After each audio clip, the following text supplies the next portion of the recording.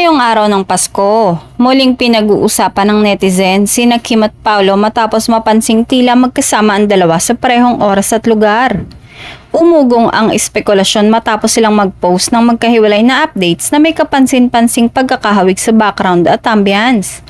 Bagamat walang litratong hayag ang magkasama sa iisang frame, mabilis na kinilatis ng fans ang mga detalye.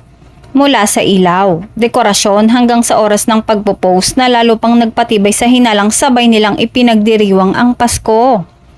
Nanatiling tahimik ang dalawa at wala pang kumpirmasyon kung ito ba ay simpleng personal na bonding, selebrasyon kasama ang malalapit na kaibigan o may kaugnayan sa trabaho.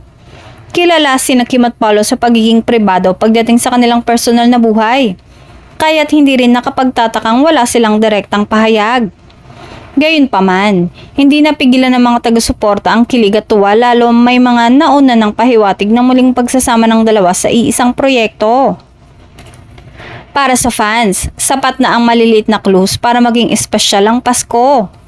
Sa ngayon, nananatiling palaisipan kung ano talaga ang buong kwento sa likod ng kanilang Christmas Day post. Isa lang ang sigurado. Ano mang galaw ni Kim Chiu at Paolo Avellino lalo na ngayong Kapaskuhan, ay tiyak na sinusubaybayan at pinapahalagahan ng publiko.